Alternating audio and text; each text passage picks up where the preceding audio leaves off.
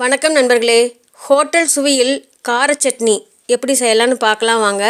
முதல்ல அதுக்கு தேவையான பொருள்கள் என்னன்னு பார்த்துக்கலாம். சின்ன வெங்காயம் மீடியம் சைஸில் 20, பூண்டு பற்கள் பெருசாக இருந்தால் 10, மீடியம் சைஸாக இருந்தால் 15, ரொம்ப குட்டியாக இருந்தால் 20, வரமிளகாய் மீடியம் சைஸில் 5, உளுத்தம்பருப்பு 1 டீஸ்பூன், கருவேப்பிலை 1 குச்சி அளவு, கொத்தமல்லி இலை 1 கை, மீடியம் சைஸ் தக்காளி பழம் 5, கடலை எண்ணெய் தேவைக்கு, சட்னியை தாளிப்பதற்கு தேவையான பொருள்கள்: கடுகு 1/4 டீஸ்பூன், கடலைப்பருப்பு 1/4 டீஸ்பூன், உளுத்தம்பருப்பு 1/4 டீஸ்பூன், கருவேப்பிலை 1 குச்சி அளவு, கடலை எண்ணெய் 2 டீஸ்பூன். முதல்ல சின்ன வெங்காயத்தை உரித்து தண்ணியில் போட்டு 2 தடவை நல்லா அலசி எடுத்து வச்சுக்கோங்க. அதுக்கப்புறம் பூண்டு பற்களையும் உரித்து தண்ணியில் போட்டு நல்லா கழுவிட்டு அதையும் எடுத்து ஒரு தட்டத்தில் வச்சுக்கோங்க. தக்காளி பழத்தை நல்லா தண்ணியில் போட்டு கழுவிட்டு அதை 2ஆக கட் பண்ணி உள்ளே ஏதாவது புழு இருக்கா அல்லது கெட்டு போயிருக்கான்னு செக் பண்ணிவிட்டு அதையும் 4ஆக அரிஞ்சு வச்சுக்கோங்க. மல்லி இலையும் கருவேப்பிலையும் தண்ணியில் போட்டு அலசிட்டு அதை நல்லா தண்ணியை புழிஞ்சிட்டு அதுக்கப்புறம் ஒரு தட்டத்தில் எடுத்து அதையும் வச்சுக்கோங்க.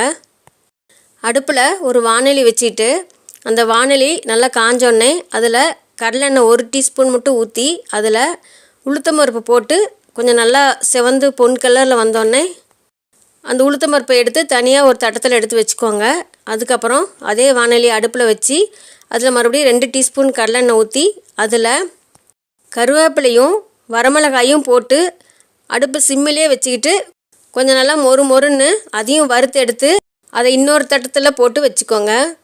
மறுபடியும் அதே வாணலியை அடுப்பில் வச்சு அதில் 2 டீஸ்பூன் கடலெண்ணெய் ஊற்றிட்டு அதில் பூண்டு பற்களையும் சின்ன வெங்காயத்தையும் போட்டு அடுப்பை மீடியமோட கொஞ்சமாக மட்டும் வேகமாக வச்சு பொறுமையாக நல்லா வதக்கி அதையும் எடுத்து தனியாக ஒரு தட்டத்தில் வச்சுக்கோங்க.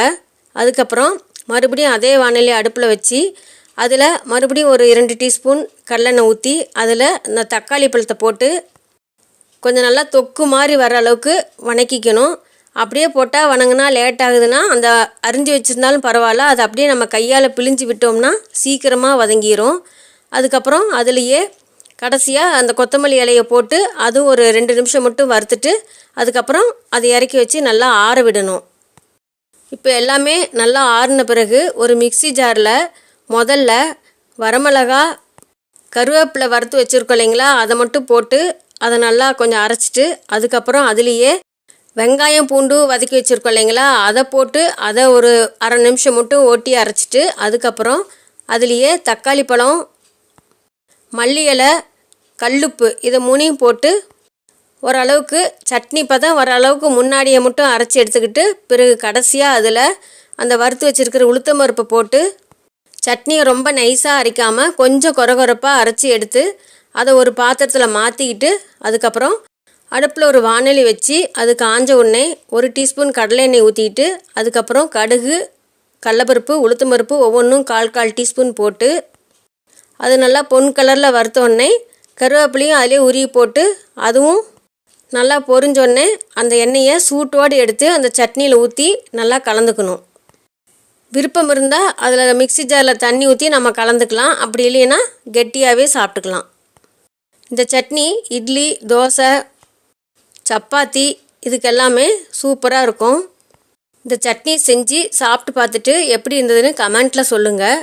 இந்த வீடியோ பிடிச்சிருந்தா சப்ஸ்கிரைப் பண்ணுங்கள், லைக் பண்ணுங்கள், ஷேர் பண்ணுங்கள், கமெண்ட் பண்ணுங்கள். மீண்டும் அடுத்த வீடியோவில் சந்திப்போம் நண்பர்களே.